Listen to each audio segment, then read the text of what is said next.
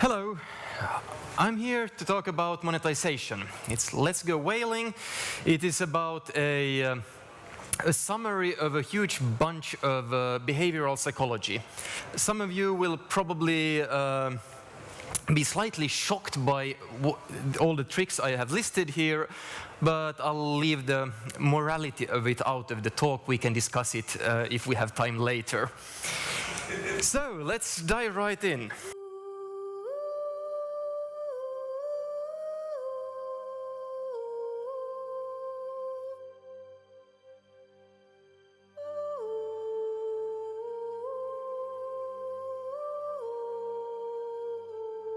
When you say express anger, I mean, I think that's one of the real fundamental problems with the game industry right now is anger and this rage that is just cultivated and instilled and is just so constantly ubiquitous in the video game industry. This rage, this anger.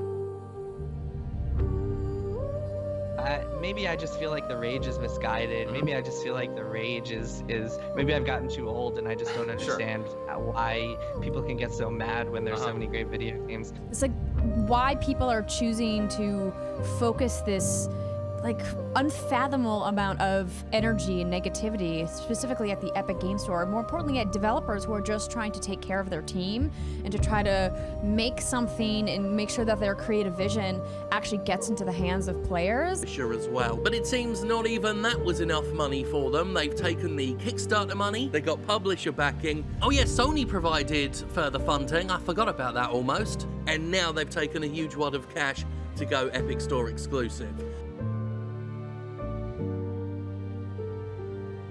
Still like spit in their face and be like, how dare you? It's just a level of anger and negativity that I just can't comprehend.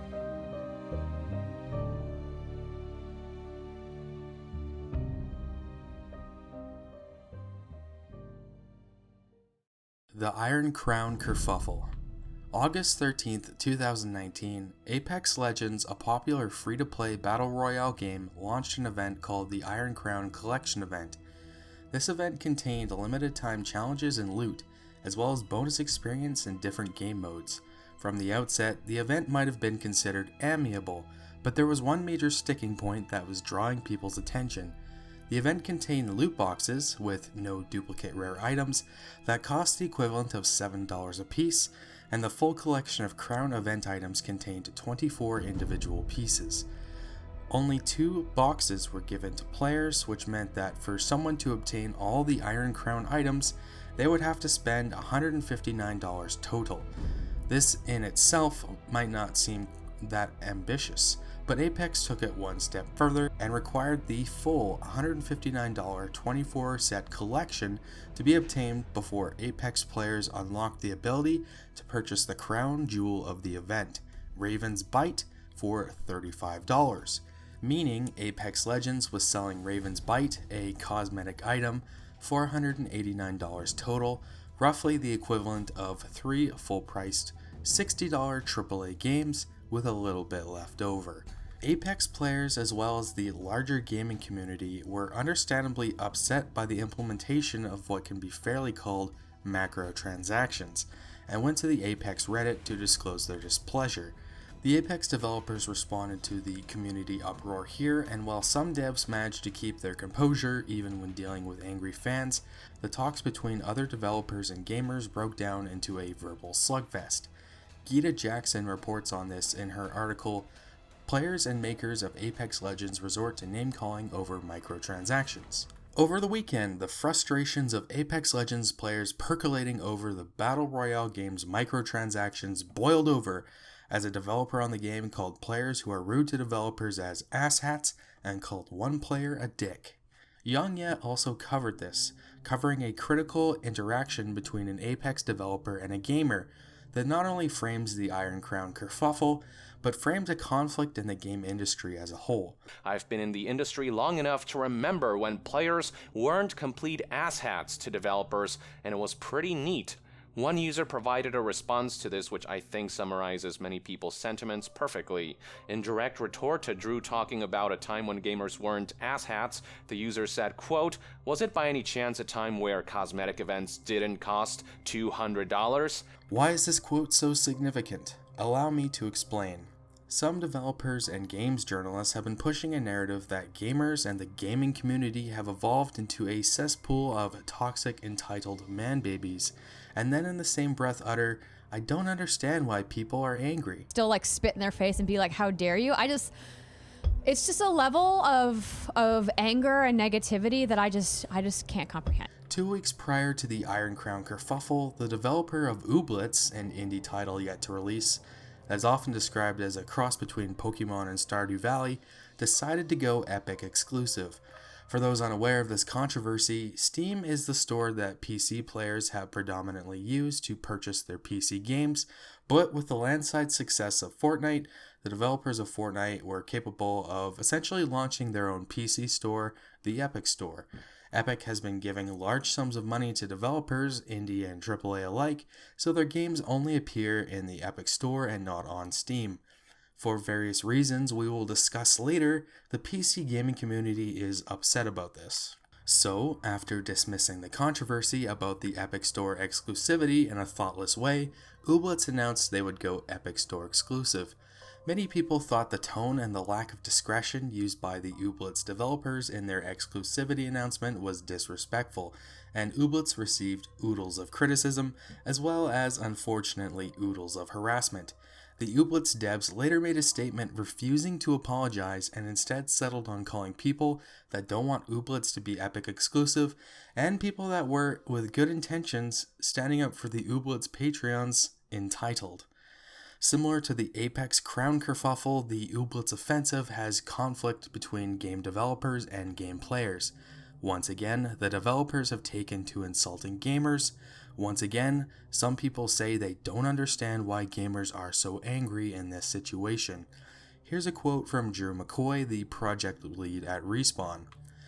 "No, I'm not trying to paint all players with a huge brush. I'm commenting on the fact that nowadays, it's just easier and less stressful to not post anywhere if you're a dev. That sucks." So, from this evidence, there seems to be a couple pertinent questions. Why are gamers so angry, and why are they more angry now than they were in the past? Upper Echelon Gamers has answered this question, and our Reddit friend who replied, "Was it by any chance a time where cosmetic items didn't cost $200? Was not just right about anger at EA and Apex Legends, but was right about the increase in anger at game companies as a whole. To prove that and answer these questions about toxic gamer anger, entitlement, and apparent manbabyism, let's take a step back through the history of the Western games industry and see if we can't suss out a couple reasons gamers might be angry. Chapter 1: Exploitation, Lies, and Betrayal. Upper Echelon Gamers has taken the time to create a video titled "The Fallacy of Video Game Prices and the Complete Evolution of Microtransactions." It's a good summary of the major strides the games industry has made in terms of monetizing video games, and offers a strong rebuttal that video games require microtransactions to be profitable. It's a more common and pathetic argument than you might think.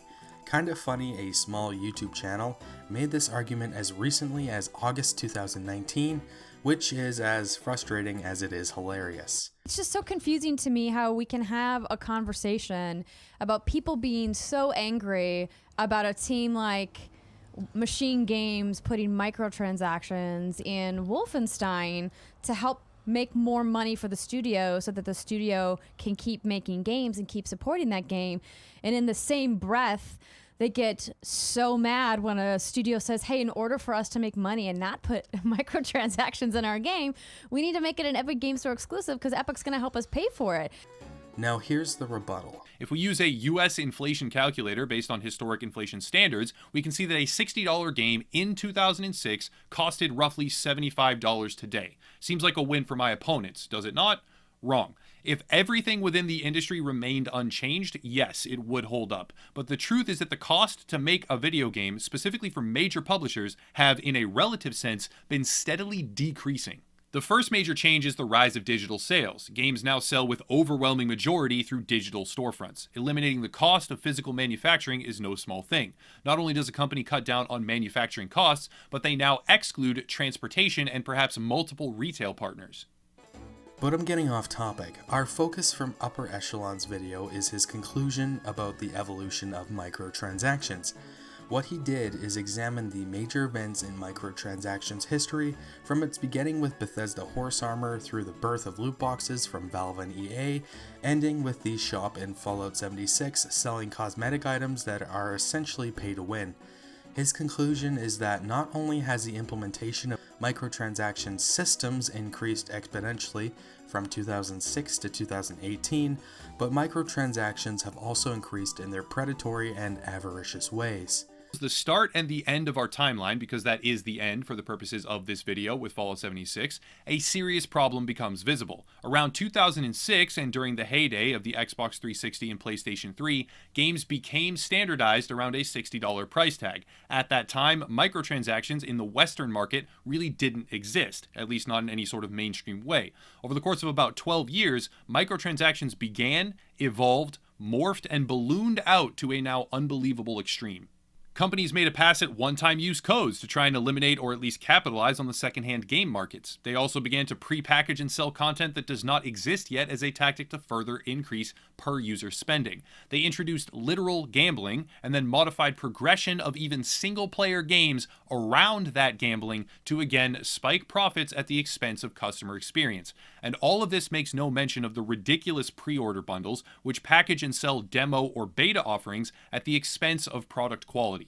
The games industry has rapidly undergone a metamorphosis of sorts, but instead of a beautiful butterfly, it is an ugly, demented creature that preys on anything that comes too close.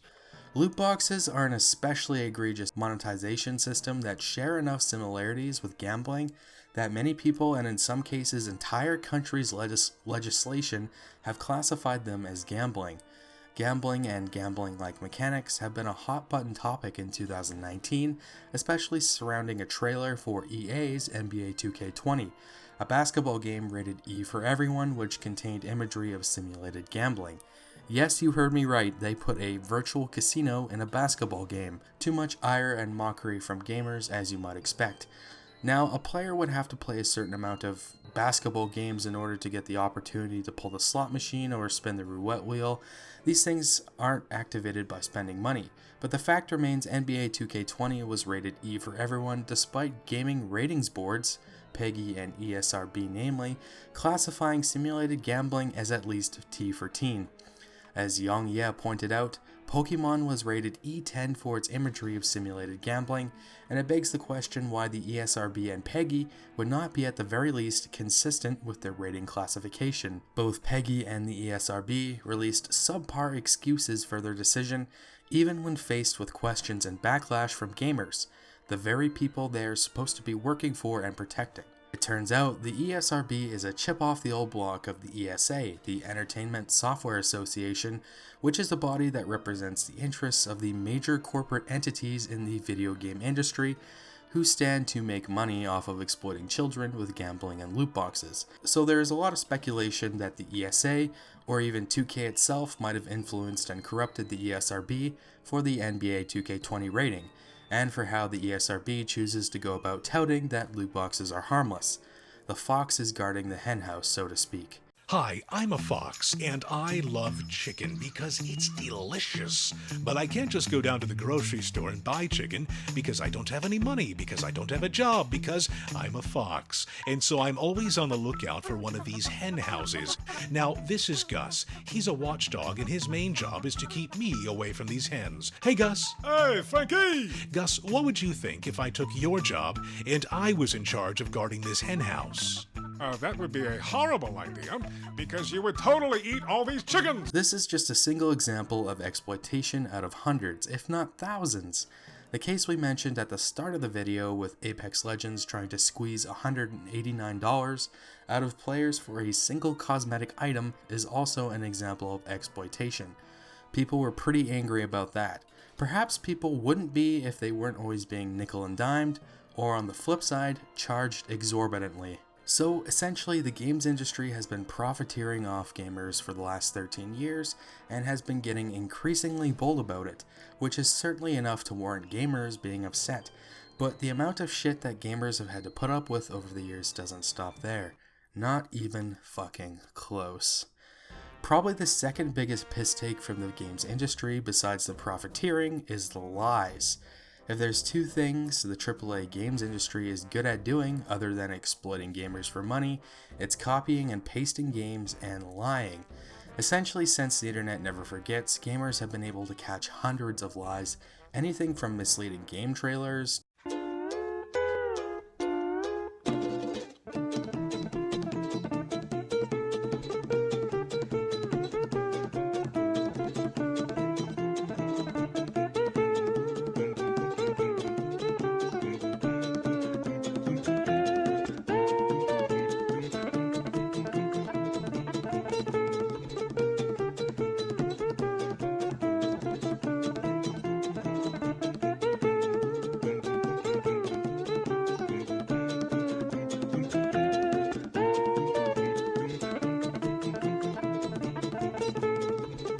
to telling little white lies. The ground does not.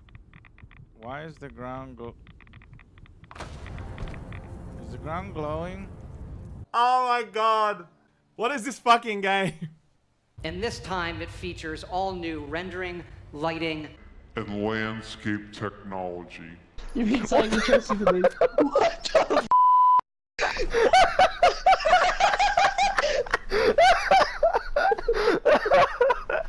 What the Wait, what the hell happened? I thought he...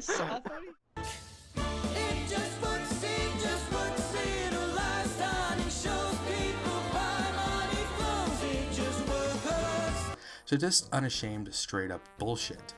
But has the depth of a puddle.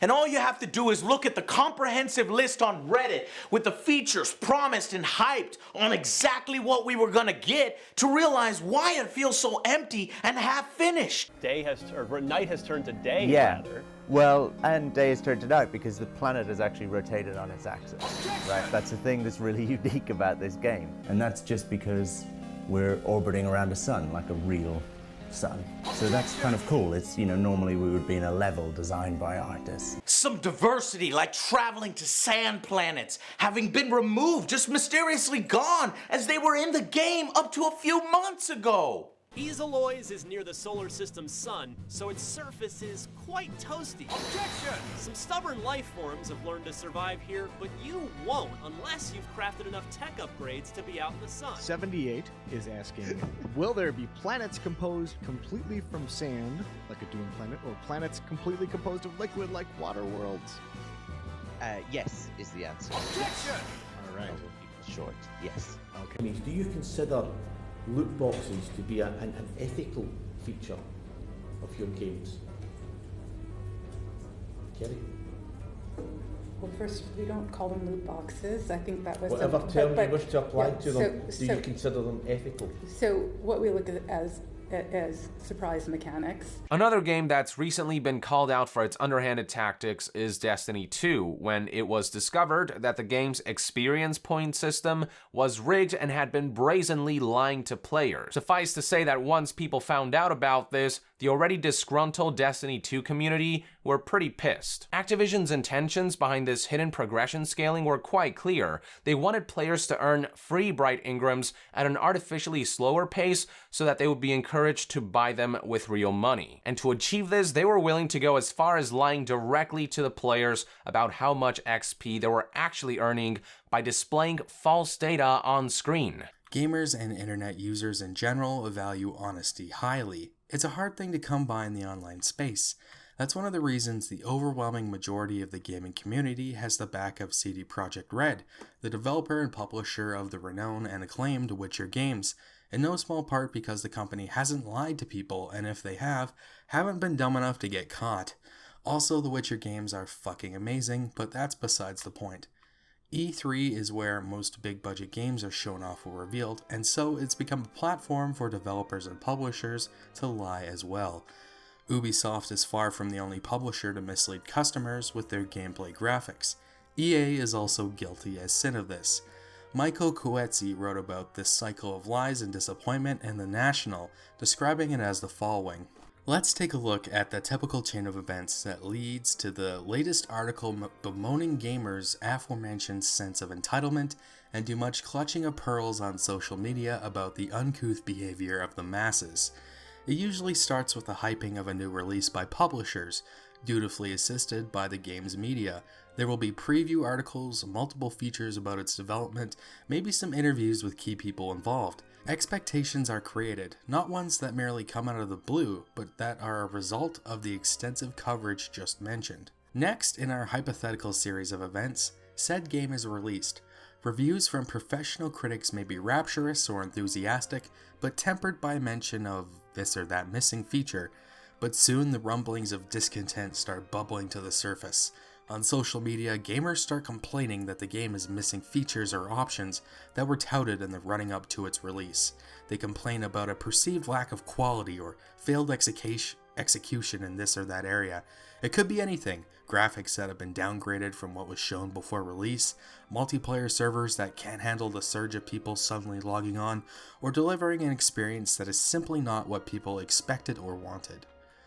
Does what Michael Coetzee described here sound at all familiar? Can you think of a game where this has happened to you? Watch Dogs or one of the Far Cry's perhaps? Probably the craziest deception story to come out of E3 is Anthem. It's a story that was broken by Jason Schreier in an article titled How BioWare's Anthem Went Wrong. In this piece of excellent journalism, Jason reveals that due to the abysmal leadership and direction in the development of Anthem, the game that was being advertised to audiences at E3 wasn't even remotely complete and was essentially a scrapped together demo. I'll read the bit. This demo became the foundation for the 7-minute gameplay trailer that BioWare showed the public a few weeks later. In June of 2017, just a few days after the last-minute name change from Beyond to Anthem, BioWare boss Aaron Flynn took the stage at EA's E3 press conference and announced the game. The next day, at Microsoft's press conference, they showed a demo that helped everyone, including BioWare's own developers, finally see how Anthem would play. What the public didn't know was that even then, Anthem was still in pre-production. Progress had been so slow that the demo was mostly guesswork, team members say, which is why the Anthem that was actually launched looks so drastically different than the demo the team showed at E3 2017. In the real game, you have to go through a mission selection menu and a loading screen before you can leave your base at Fort Tarsis. In the demo, it all happens seamlessly. The demo is full of dynamic environments, giant creatures, and mechanics that bear little resemblance to the final product. Like getting to see new loot when you pick it up rather than having to wait until the end of a mission. After E3, that's when it really felt like, okay, this is the game we're making, said one Anthem developer. It's not just that BioWare was lying about downgrades and features that they had shown, they were lying about simply having a game. It wasn't the developers' faults, and in the end, Anthem was able to drag itself across the finish line, duct taped and slapped together, but the fact remains that BioWare as a studio and EA as a publisher lied at E3, and they lied about a whole fucking game. So the games industry is made up of greedy fuckers who lie habitually at E3 and frequently elsewhere, but you're still not quite convinced why gamers might have grown to be angry with game publishers and developers. Allow me to present to you my third and final reason: betrayal.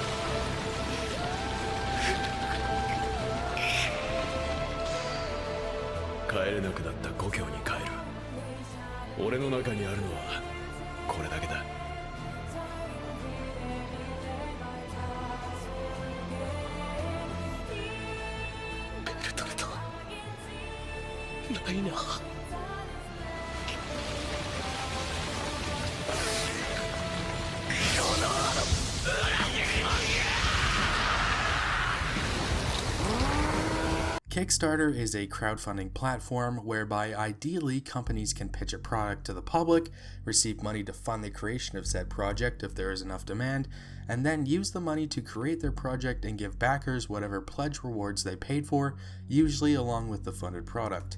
Kickstarter is not to be used for charity. It says so directly in the rules of the platform. Also, as part of the rules, Kickstarter projects are not supposed to be misleading or promise something that can't or won't be delivered. Kickstarter projects put enormous risk on the public backers, and oftentimes people get burned backing a project. Can you guess where this is going?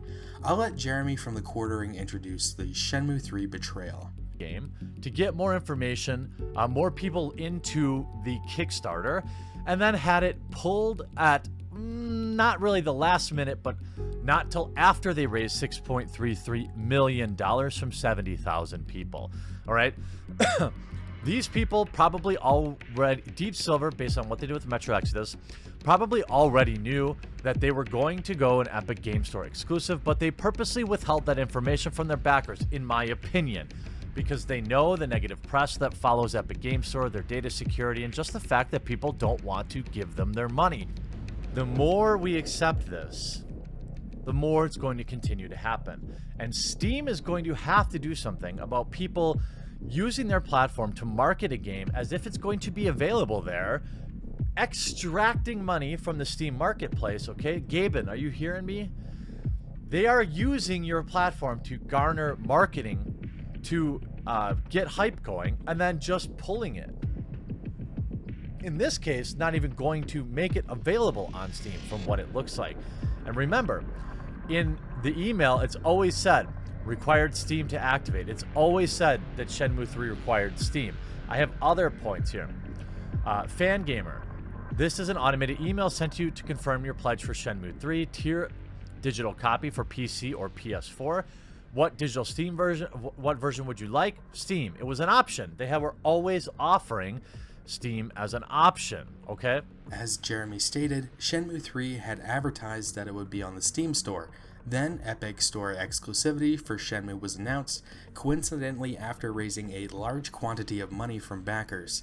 Since backers had supported Shenmue on the promise the game would be coming to Steam, it's fairly easy to see how some people would feel betrayed.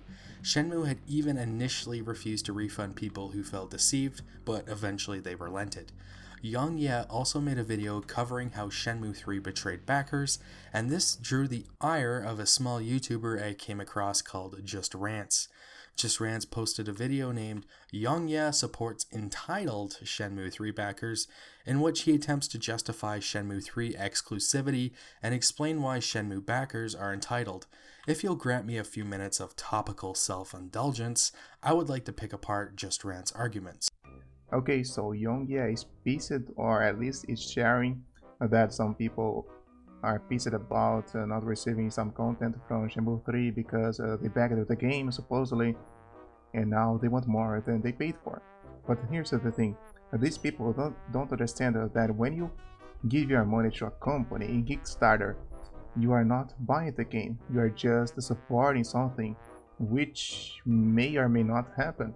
Shenmue backers are funding EaseNet on the promise the company will create the advertised game, and that as backers they will receive their given pledge rewards, often including a copy of the game itself. If anything, many backers are doing more than buying the game. They're actually providing a means to create it in the first place. You don't need some money to someone, for example, to a charity.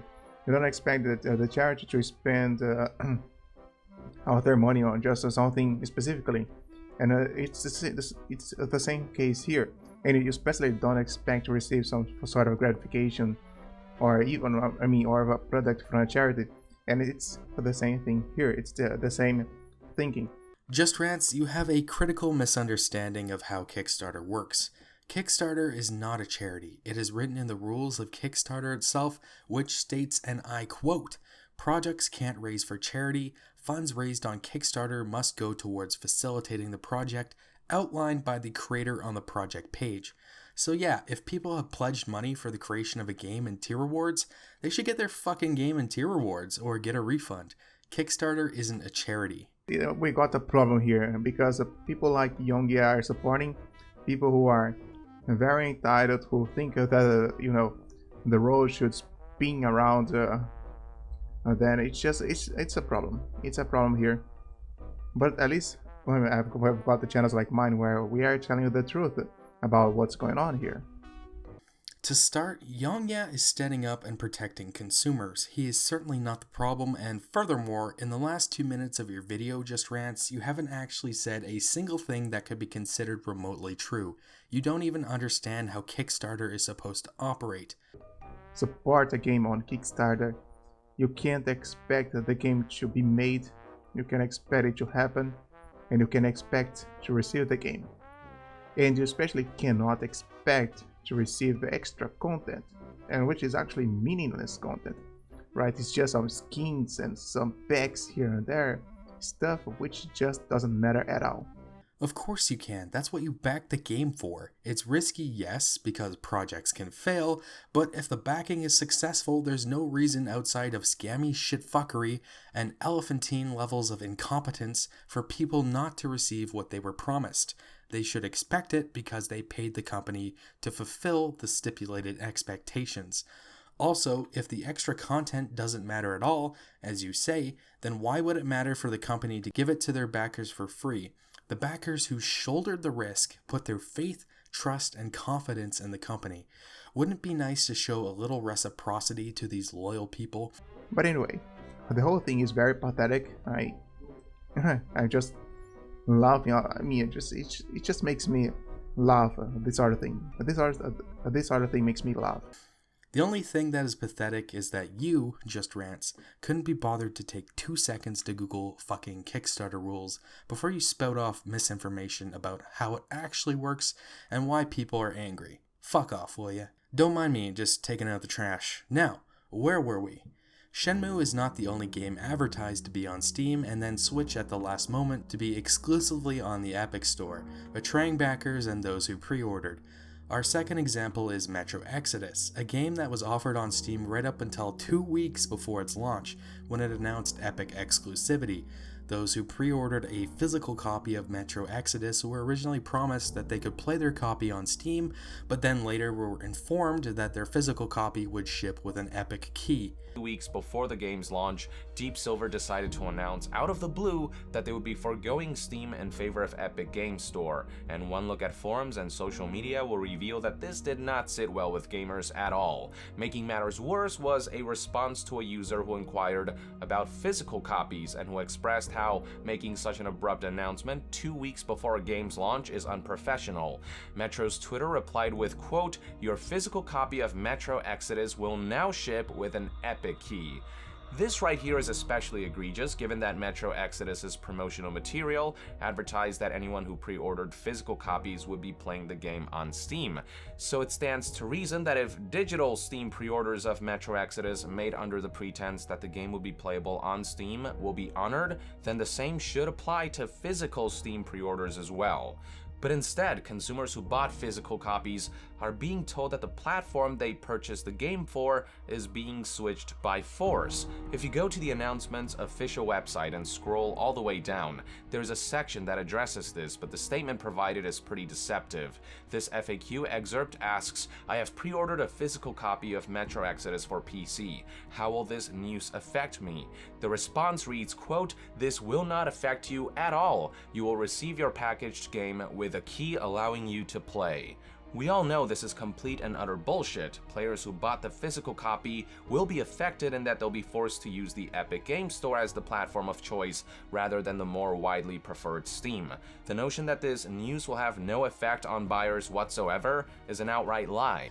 Much like with the Shenmue 3 backers, Metro Exodus customers who pre-ordered were deceived, and many were angry because of it.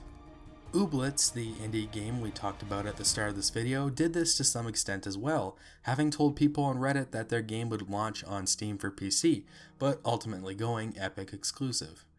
This continues to be a pattern. A game will be advertised to be on Steam, and before the game launches, Epic Games will swoop down and throw money at the developers or publishers in order to get them to double-cross their customers, go against what they said and advertised about releasing on Steam, and join the ever-growing list of Epic exclusives. So this brings us to the major sticking point in the heart of the Epic exclusivity controversy. Why do so many PC gamers prefer Steam to Epic?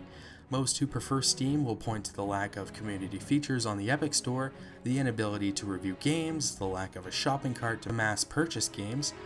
and the potential for your account to be frozen due to mass purchasing of games, security concerns, Epic using Steam files without permission, not wanting to split their game library, simply not wanting another launcher to install, and the fact that Epic is essentially bribing developers and publishers to go back on their word and betray supporters, and that Epic Games and Tim Sweeney lied about supporting downtrodden indie developers, when in reality, Epic will make exceptions for AAA games on exclusivity, but take an all or nothing, with us or against us approach to indie developers who express a desire to be on Epic.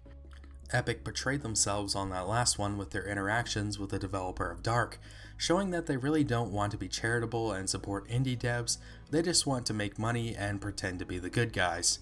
If you've learned anything from what I've talked about so far in this video, this really shouldn't come as a surprise. You should be welcomed and respectfully considered. Yes, livelihoods are indeed at stake.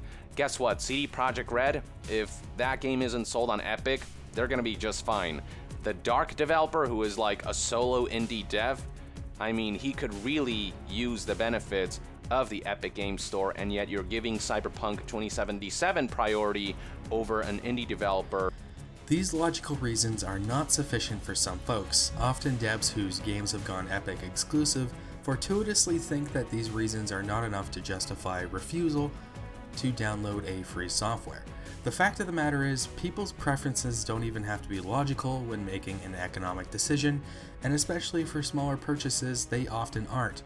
For example, you're walking through a mall or an airport and you catch a whiff of the familiar and glorious scent of a Cinnabon store or a coffee shop. Now, you already ate and your tiredness levels are satiated, but you know that buying and eating a cinnamon bun would make you happy, and that you would also be happy drinking a coffee. So despite not logically needing those things, you purchase them out of emotion. If we look back at Aristotle's Rhetoric, there are 3 modes of persuasion: logos, logic; pathos, emotion; and ethos, credibility. We've already taken a look at the logical reasons why someone doesn't want to use the Epic Store, so let's take a brief look at the others and then get back on track. Emotionally, people might just be happier using Steam, because the Steam Store elicits a sense of nostalgia, safety, and friendship. Perhaps people are mad with Epic for their anti-consumer practices, or for their lies about supporting indie devs and refuse to download Epic because of that. Now let's look at credibility. Steam has existed for a lot longer than Epic and has been the de facto PC store for 15 years, so someone might want to use Steam for this reason. While both Epic and Steam have had security issues, maybe some people simply like the layout of Steam better. They think Steam is intuitive, easy to use, and looks better than the Epic Store. My point is that as customers, people have rational and irrational reasons to not use the Epic Store that are perfectly acceptable, and because Epic is purchasing exclusives, they are inducing games to betray supporters and customers originally promised a Steam release, forcing them to use the Epic Store despite and in light of customer misgivings. People are justifiably angry about that. Exploitation, lies, and betrayal. Upper Echelon Games says it best. The topic is the fallacy of toxic gamer entitlement, and a recently emerging narrative that I would go so far as to say is an inverse mentality of toxic developer entitlement. Now, to be very clear before really diving in, there are always exceptions to any and every generalization. I'll be making some broad strokes claims and comparisons today that will have numerous individual examples that go against their framework, but exceptions often prove the rule rather than disprove it. We are a product of what has been done to us. That is not just true of any one individual group of people, that is generally a constant for the human race. Human beings are largely a product of their environment and the circumstances inflicted upon them. Gamers are a product of their environment. Gamers have grown up in an industry that has been increasingly trying to exploit them, an industry that has incessantly lied to them, and more recently, an industry that has decided to betray them. You want to know why gamers are so mad, Jason Schreier? You want to know why people are so angry? You want to know why gamers are so difficult to talk with now, Drew McCoy? It's because they've been fucked over. Over and over, over and over. It's a weird metaphor, but gamers are a lot like dogs. They start off happy and loyal as long as you treat them well, but once you start to neglect them, kick them every now and then, that loyalty begins to fade. And guess what? One day when you go to kick them, they'll have had enough of your shit and bite back. Gamers are angry and biting back, and it's through no fault of their own. Exploitation, lies, and betrayal from the games industry has forced gamers to get angry in order to protect themselves and their self-interest. So the next time somebody asks, why are gamers so angry, you tell them exploitation, lies, and betrayal. Chapter 2, is the customer always right? It's a question and a motto that is respected by some, loathed and hated by others. Is the customer always right? What does this have to do with gaming? In the Ooblets dev response regarding what's been happening, the Ooblets developers expressed the following. We've been told nonstop throughout this about how we must treat consumers or potential customers a certain way. I understand the relationship people think they might be owed when they exchange money for goods or services, but the people using the term consumers or potential customers here are doing so specifically because we never actually sold them anything and don't owe them anything at all. And if they choose to not buy the game when it's released, that's totally fine with us. To give you some context to this statement, people were telling the Ooblets game developers that since their game went Epic exclusive, they would not be buying it. Now, certainly many people who informed the Ooblets devs of this never had any intention to buy Ooblets in the first place, but perhaps many of them actually did wish to purchase it. Even people on Reddit, who seemingly expressed their misgivings with the Epic Store earnestly and in good faith, were not considered seriously, and the developer would take the feedback as an opportunity to scoff and insult people rather than listen to what their clientele had to say. What Ooblets is saying is that customers who don't want Ooblets to go Epic exclusive are wrong, that they don't have to seriously consider what people are saying because the product is not released yet. The customer is not always right. This single expression represents a rift in business philosophy, and this very philosophy has become the keystone in journalistic and games industry attempts to disparage gamers and slap the label of entitled on them. So, to answer the question, are gamers entitled? We must first explore the question, is the customer always right? There are usually more than simply two sides to a debate, but for simplicity's sake, I'll just be analyzing people and their justifications to either acquiesce to the customer or to reject a customer and fire them. In a business setting where one stands to make a profit from customers, customer feedback can be a useful tool to determine demand and quality. To start, I want to make it plainly obvious that criticism and feedback is not the word of God, and we'll see this with the calling example later. Not all criticism is constructive, not all criticism is done by people with good intentions, and not all criticism is correct. I've said it before and I'll say it again. Criticism is best to be analyzed and reflected upon to determine if it holds any legitimate value and to determine how what of value can be used to improve. Alright, let's get started. Why would a company take the stance the customer is not always right? As people who have worked any amount of time in just about any industry can tell you, customers can be royal cunts. Have you ever heard the expression, the customer is always right? Yeah. Yeah, well, here I am, the customer. That's not our policy. You have to order something from the lunch menu. I don't want lunch. I want breakfast. Yeah, well, hey, I'm really sorry. Yeah, well, hey, I'm really sorry, too. Get a gun! Type 2 Tactical is a YouTube channel and business that manufactures hunting and outdoor gear. He released a video titled "The Customer is Not Always Right," where I believe his name is Shannon talks about an experience he had with a problematic customer. Essentially, the customer was being rude and being an asshole, so Shannon refused to do business with him. And this is exactly the reason why we do priority tracking. So customer says, I haven't seen my package, so we run the numbers just like he could have, USPS.gov, and we see that it's been delivered. So I email him back and I go, says the package delivered. He says, I don't have it. I said, not my problem. So, but, you know, there can be a claim made. So, you know, if you don't have the product, then, you know, we'll make a claim. I email it to him. He emails me back and he says, it's not my address. The address is incorrect. You put my address incorrect. No, motherfucker. You put your address incorrect.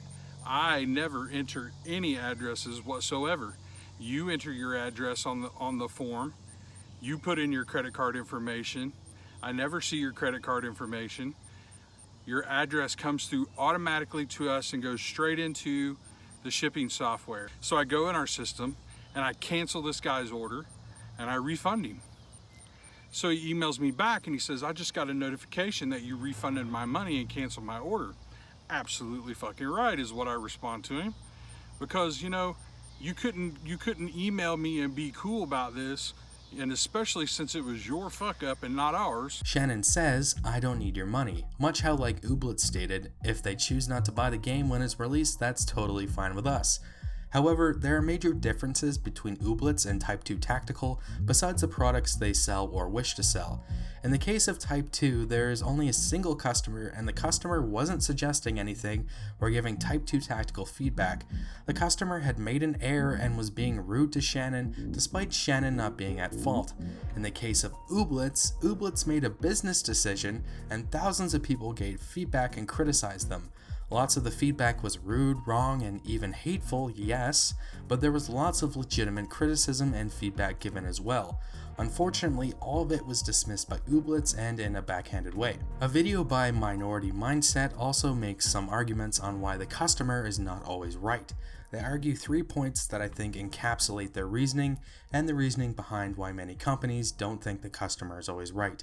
These 3 points are as follows. Not every customer is a customer you want, the customer doesn't know what they want, and you can't cater to everyone. As we saw with Type 2 Tactical's video and the Ooblets response, if a customer is going to be rude and angry, you might not want them to be a client.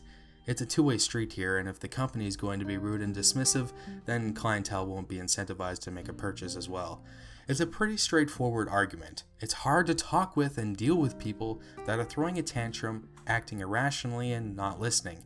It's understandable why even a company that believes all customers are right would not want to do business with people like this. The "you can't cater to everyone" argument is true of many things, from restaurants to books. You open an Italian restaurant to specialize in Italian food and are appealing to the demographic of people who feel like eating Italian. You write a science fiction book with the intention of garnering people interested in that genre to read your work. It's a simple fact, nobody can please everyone, and at some point a business has to specialize in something, even if that specialization is in being comprehensive like a general store. A jack of all trades is a master of nothing. I saved the customer doesn't know what they want argument for last, as it's probably the most contentious and least defendable reason for a customer being wrong, and I think it's more of an excuse used by a company that spreads themselves too thin. Let's take a look at it. First and foremost, the "you can't cater to everyone" argument and the "customer doesn't know what they want" argument are contradictory.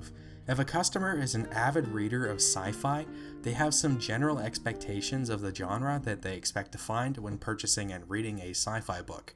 If you go to an Italian restaurant as a customer, you probably expect to find some sort of pasta on the menu. Customers do generally know what they want. What happens is that the company attempts to please everyone, and when they fail to do this, they blame the customer, saying they don't know what they want, when in reality, the company has split their customer base. It might be a little tough to wrap your head around, so let's use a recent gaming example, The Culling.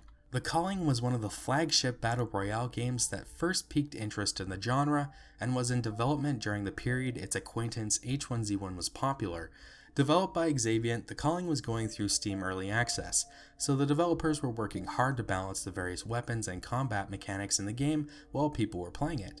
Robocast and many others have covered why The Culling, a once massively popular Battle Royale game, slid into obscurity and was eventually shut down. The reason for the degradation of The Culling, Robocast argues, is player feedback. As the developers began to take more and more feedback and implement it into the game, the community had lots of hope that this game would become something great, and that it would be as popular as PUBG is today.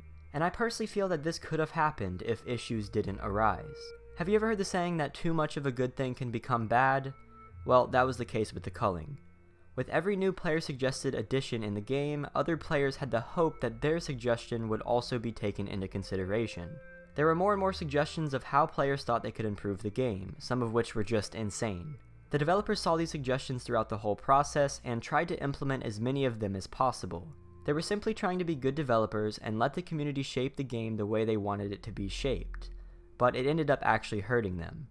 It's not because Culling players didn't know what they wanted that The Culling failed, but the fact that Xaviant was indiscriminately trying to please customers and implementing suggestions without considering their negative ramifications. They were trying to please casual fans but also more hardcore players all at once. They weren't analyzing any of the feedback they were getting. The culling failed not because culling players didn't know what they wanted. It failed because some people wanted things that other people didn't, and in trying to make a game for everyone, Xaviant made a game for no one. But it doesn't have to be this way. Developers can use feedback to genuinely improve their game without compromising their product and staying true to their vision. Take Overwatch for example, where the devs analyze player feedback they think is important and use it to improve the game, adding new modes and systems to make it more enjoyable. They don't change the game on the whim of the masses of players with less than 2 hours in the game, nerfing and buffing heroes every 10 seconds, but interact and talk with the community to see what the majority of the active player base thinks is best. And even then, the Overwatch team sometimes chooses not to use popular player suggestions because it would compromise the integrity of the game. Overwatch, unlike the culling, isn't trying to be a game that pleases everyone, but a game that pleases the majority of its active players. Overwatch accepts that some people aren't going to be happy. Some heroes will be more viable than others, some maps will be more balanced than others, but it does its best to please the majority of players, not sacrificing the enjoyment of the 90% for the enjoyment of 10%. So it would seem that a company might take a customer is not always right business stance because the customer can be insolent and mean-spirited and isn't worth doing business with, or the company doesn't wish to compromise their product by overextending their customer base. Honestly, I can understand these standpoints, and I think for a business to adopt this kind of policy is fine, as long as the company has the majority of their customers happy and are able to turn a profit, then it works. It would also seem that the customers don't know what they want argument is usually incorrect. Of course, there are situations where people genuinely don't know what they want or change their mind, but as a customer, people often have expectations in mind when purchasing a product or giving feedback and thus know what they want. I'll reiterate, this argument seems to derive from a company's mistaken summation that their customers are indecisive and ambivalent, when in reality the company has probably overextended their target audience and split their customer base. These are the reasons that Ooblets and other companies believe that the customer is not always right. Whether Ooblets adopting these reasons was a good idea both in the short term and long term remains to be seen, but from what I can surmise, it wasn't. While Ooblets seems to have a slightly larger Patreon base after the controversy, by insulting and dismissing the larger gaming community, they might struggle with developing a long-term position in the industry, especially if they plan to break past their handful of Patreon supporters. We'll discuss this later in more detail. So this brings us to the second question of the chapter. If the customer is always right, what are the benefits of adopting this sort of policy? Stu Leonard Jr. is the CEO of Stu Leonard's, which is a supermarket chain in the United States, and he is firmly of the belief that the customer is always right. What our job is to learn what their customers think about their store better than they know. So we're trying to all the time listen, to the customers as much as we can. What can we do to make Stu Leonard's better? That's what we have to keep listening in order to compete with people like this. What we do is we really try to get on the floor and we have a suggestion box, we do focus groups, and we listen to what are these people saying walking through our store. What do they want? What don't they want? And we try to react and change. So that when it's all done, they're happy. And if they're happy, they come back. It seems the main reason to push the customer is always right is to develop customer loyalty by making people feel appreciated, and this loyalty will lead to long-term success. Lose the dollar, bite the bullet in the short term, but keep the customer coming back to spend more. It really doesn't get more complex than that, and I'm serious. Unlike the customer isn't always right, this philosophy puts up with the angry customers by asking how to make them happy and doing its best to satisfy these people, being flexible enough to meet customer demands.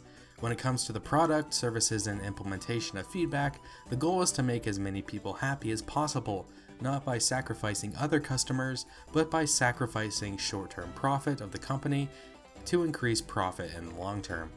Obviously, there are boundaries the company can't cross. The company still vets feedback and suggestions, to work to please the majority, as Overwatch does in our previous example, but still make profit. As we discussed with the culling, blindly accepting and implementing everything a customer suggests, even under the mantra the customer is always right, will lead a business to destruction. So culling feedback and choosing what makes the majority happy is necessary, but the minority that are dissatisfied will be compensated the best they can be, so they will hopefully be happy and return to shop more in the future as well. The developer of Dark, an indie game named Vlad Marhulets, has shown to be of the customer is always right mindset, as when he was contacted by Epic Games and asked to go exclusive, he refused, stating the following: "Turning down the Epic exclusivity offer might have been a foolish decision in the short term, considering the amount of money that might have been involved. When thinking long term, however, this was an easy and obvious decision to make in my case. Pulling the game off Steam a few days after Steam release date announcement would forever ruin the credibility of my studio. I would like for my customers to have confidence that my word means something, especially when making an announcement as crucial as release date platform." Because of Vlad Marhulets' decision, a large majority of the gaming community rose to support him, and he gained considerable support. As thanks for the support, Vlad promised the DLC of Dark would be released for free, a decision that many have praised and are now looking forward to. Vlad was willing to sacrifice the thousands of dollars he could have received from Epic in order to keep his word and keep his integrity. As Michael Coetzee writes, "Are they, game developers, obliged to create the sort of experience gamers want? Of course not, and if they do not, then in the long term, they will simply fade into obscurity." As we have discussed, both philosophies about customers have the potential to be successful, although going with the customer's right is a much more viable option long term. This brings us to our final question: are gamers entitled? From what we have discussed so far in this chapter, it should be pretty clear that feedback is a tool that, when used carefully, is highly effective. So when customers/gamers offer feedback and criticism, such as "Ooblets shouldn't go Epic exclusive," or "Since Ooblets is an Epic exclusive, I'm not buying it," are they doing so because they are entitled? The answer is no. Customers are allowed to have expectations that must be met before they make a purchase, and a business should acknowledge that if enough people have these expectations, a majority perhaps, then it might be a good idea to adapt to meet these expectations. Of course, a business following the customer isn't always right philosophy can certainly choose not to do so. It may even go so far to join in the fray and insult customers, but the problem is, the larger the number of customers that aren't right, the less money you can expect to make. Saying you won't buy a game or will have grievances with a game if it goes Epic exclusive isn't entitlement. It isn't people thinking they're owed something. It's simply feedback to be considered, and it's simply business. The Ooblets developers don't agree, so let's look at their reasoning. Chapter 3: Ooblets Objection. So for this section of the video, I want to examine the criticism Ooblets levied against the gaming community and see if I can rebut their claims that gamers are entitled. After that, I want to synthesize their business philosophy. Obviously, the people that sent hate to Ooblets are trashy imbeciles, but people that leveled legitimate criticism shouldn't be overshadowed and corralled in with those keyboard mongrels. Let us begin. Maybe these folks don't know what Patreon is and think it's the same thing as Kickstarter, or maybe they're just trying to cover their undue entitlement and the trappings of concern on behalf of patrons. No, most people have probably mistaken Patreon for Kickstarter and wish to support people that could potentially be screwed over. They're wrong, of course, because Patreon isn't the same as Kickstarter, but let me ask you this. How is someone entitled for asking if patrons will get Steam keys or arguing you are double-crossing your Patreon supporters? How can you be entitled, think that you yourself inherently deserve something, when you're arguing and being concerned on behalf of what other people are getting? Even if someone asked or argued for the Patreon backers with ill intent, the fact of the matter is they're still arguing for what other people should get, not themselves, so maybe they're being patronizing jerks, but they're certainly not entitled. Besides, it's pretty clear that a vast majority of people aren't trying to disguise their entitlement by expressing concern for the Ooblets Patreon backers. They were genuinely concerned for them, even though their concern is misguided and misinformed. Why were they concerned? Because, as we have discussed, Epic exclusivity has tempted publishers and developers to break promises and betray people, a la Shenmue and Metro, something that Ooblets devs didn't really avoid, especially considering on their Reddit they had stated their game would come to Steam. There's a strange relationship a segment of the gaming community has with game developers. I think their extreme passion for games has made them perceive the people who provide those games as some sort of mystical other, an outgroup that's held to a whole set of weird expectations. These folks believe that they hold the magical power of the wallet over developers, who should cower before them and capitulate to any of their demands. Well, in many ways it's the truth. Money matters, hence why you took the Epic deal, Ooblets. You needed money. This is far from something that is inherently a passionate gamer thing. People who choose who they do business with, and if the business doesn't please, then people don't do business. Ooblets devs like to point out that they don't owe their game to anybody, and it's true, they don't even owe it to their Patreon backers. But in the same blanket breath, it could be said that nobody owes the Ooblets developers money. Kinda hard to sell or buy anything under an uncooperative stalemate where nobody ever owes anybody anything. It's simply a rude and empty statement that's a cover for, you haven't bought anything, so we don't have to listen to you. Entitled isn't a meaningless insult I was throwing around. It's a description of people who feel they are owed something from us just because they are potential customers or because they really wanted the game. The something in this quote is most likely referring to the Epic exclusivity deal, so let's replace it and see how it reads. Entitled isn't a meaningless insult I was throwing around. It's a description of people who feel owed something, who feel owed our game on a platform of their choosing just because they are potential customers or that they really wanted the game. See how it becomes a mischaracterization of people's intentions? How the word owed insinuates this narrative of entitlement the devs want to perpetuate? I think very few people are telling the Ooblets devs, hey, you're a game dev, so you owe us a game on a platform of our choosing, but are saying, if you go Epic exclusive, I won't buy your game because I have reasons not to use the Epic Store and prefer Steam. One is entitlement, the second is consumer activism. Consumers have a right to advocate for their own interest, and they should. Consumers are informing the developer that they can choose whatever they want, but if they choose exclusivity, they won't have that person's business. Let's try another. Whenever I mention that we, as random people happening to be making a game, don't owe these other random people our game on a platform of their choosing, they become absolutely enraged. Once again, the developers use a word like owe to mischaracterize a majority of people's intentions. It's simply economics, supply and demand. The larger PC gaming community has expressed a demand for games that aren't Epic exclusive, and if Ooblets doesn't supply that demand, they won't get their business. Simple as that. It has nothing to do with entitlement. As for the anger, telling people you don't owe them something, while true, is also kind of rude, and as I said before, it's an empty statement, so it's understandable why people would get upset about it.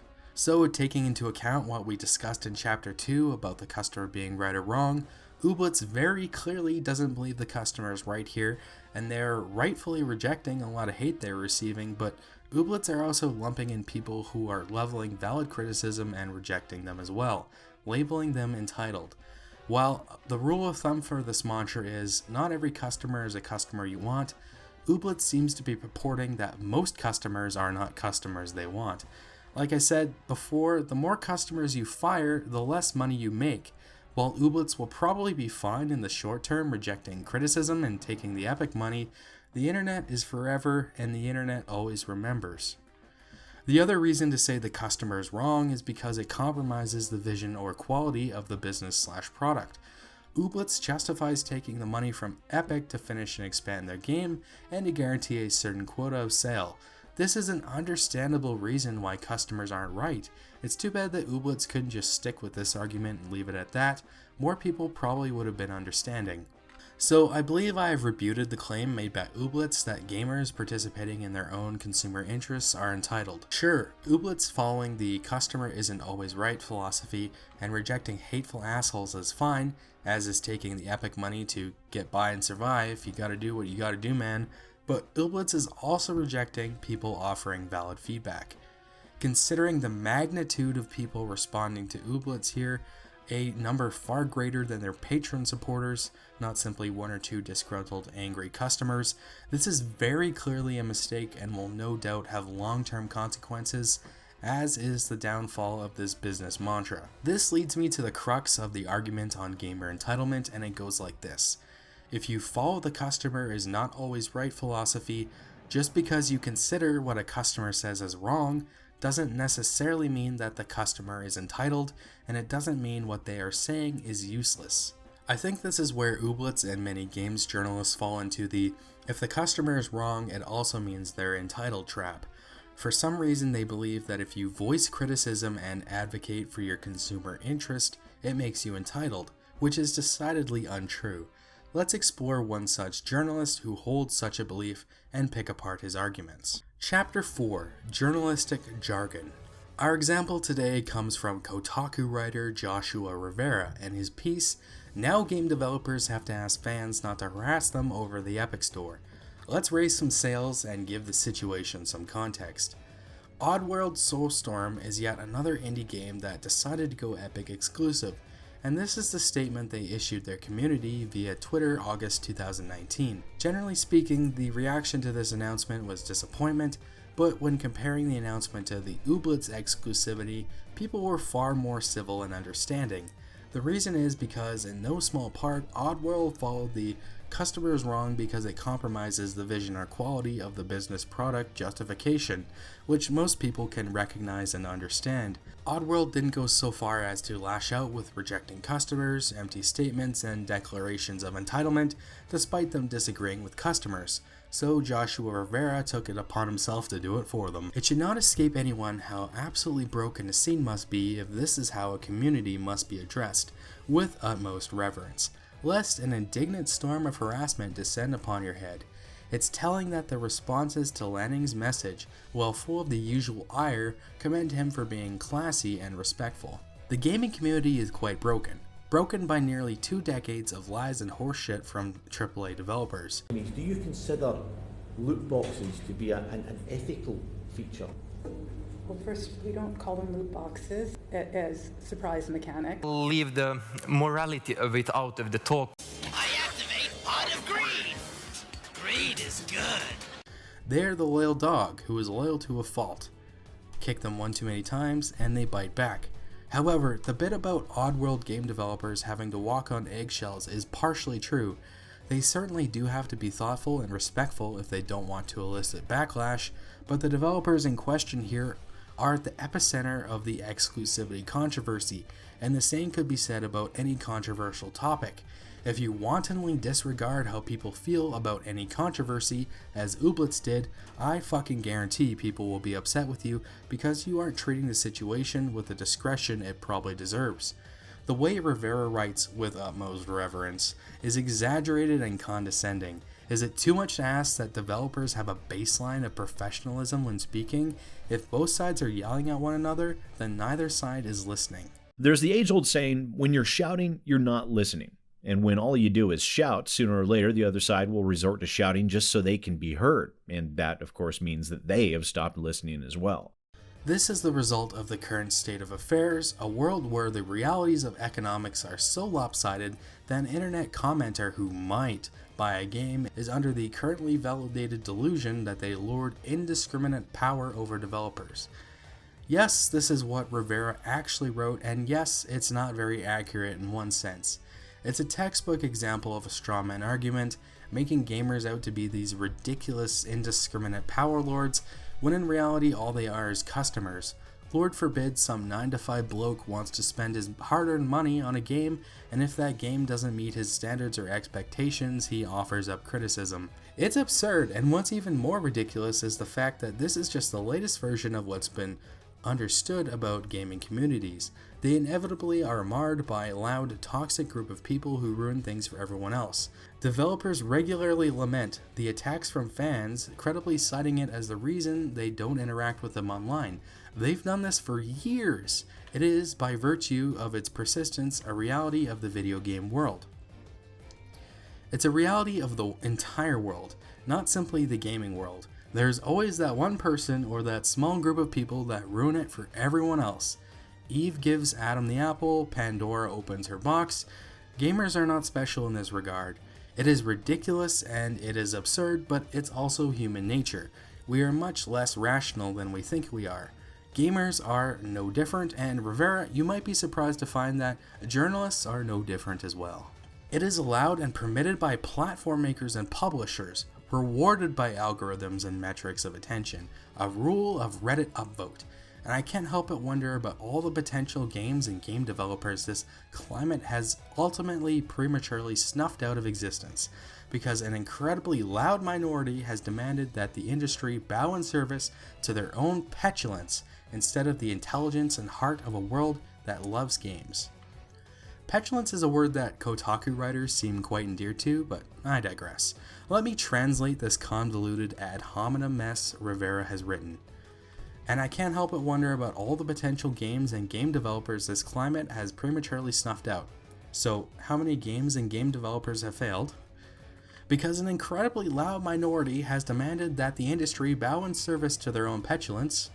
Because gamers don't like epic exclusivity and refuse to support exclusive games. We'll just use this here because exclusivity is the focus of this article. Obviously, there are many things that gamers refuse to support and push back against. Instead of the intelligence and heart of a world that loves games. Instead of accepting a product that doesn't meet their demands and standards. All together now, how many games and games developers have failed because gamers don't like epic exclusivity and refuse to support exclusive games instead of accepting a product that doesn't meet their demands and standards? Rivera is attempting to cite gamers as responsible for present and future developer failings. To be generous, probably indie developers, because gamers offer harsh criticism and feedback. Of course, people go overboard with their feedback. Of course, there are instances where people offer incorrect feedback, but you have to understand, Rivera. Gamers in general are not petulant for criticizing and telling the industry what they want. Battlefront 2 pay-to-win loot boxes. The implementation of paying to skip a grind in Assassin's Creed Odyssey, Shadow of Mordor, and Fallout 76. And now, the implementation of slot machines in games meant for children. Are gamers supposed to sit back and accept exploitation, accept the lies, accept mediocrity with intelligence and heart of a world that loves games?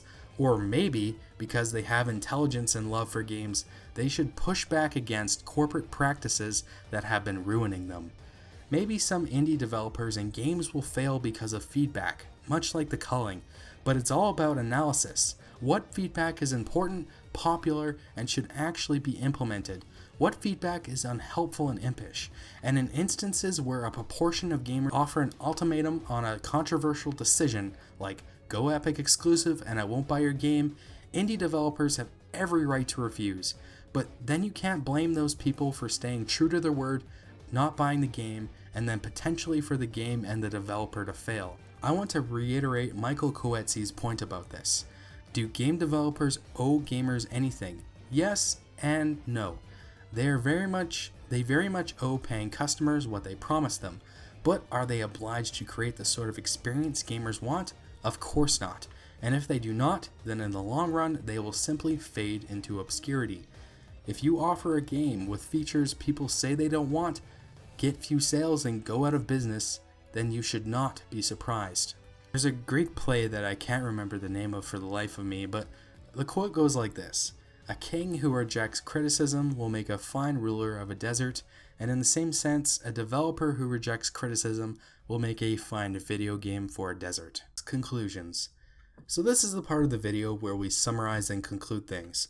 We started off discussing why gamers are angry, and in many cases justifiably angry, because the games industry has exploited, lied to, and betrayed them, and has done so with increasing frequency.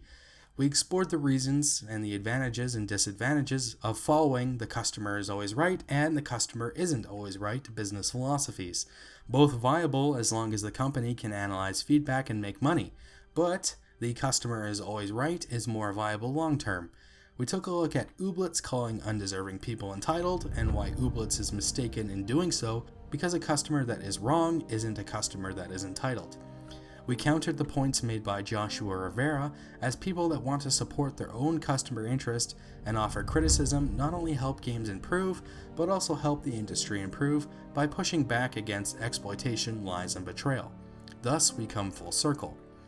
Also, the argument that gamers are money lords donning their credit card crowns and wielding their checkbook scepters over the developer serfs is well over-exaggerated, but it's ultimately true. The customer has probably worked damn hard for their money, and if the developer wants that money, they should offer a quality product that meets expectations. If the developer can't do that, they don't deserve the customer's business. This dynamic is the same in just about any industry. Your grapes are rotten? I'm not buying them. You want to sell me a house with 2 stories, but I'm looking for a smaller apartment-sized flat? I'm not buying it. It's simple business, and don't let these fuckheads tell you otherwise. Finally, let's answer the 3 key questions of this video. Are gamers toxic? Some gamers are, yes. They go above and beyond the Call of Duty, so to speak. But more so, gamers are angry, and they're angry because, as Upper Echelon Gamers says, they have been conditioned to be angry. Conditioned by what, you might ask? Exploitation, lies, and betrayal. Are gamers entitled? Once again, some gamers are, yes, but the vast majority are not. Just because someone offers criticism or feedback does not make them entitled. Just because a customer is wrong does not make them entitled. Just because someone looks out for their own interest does not make them entitled.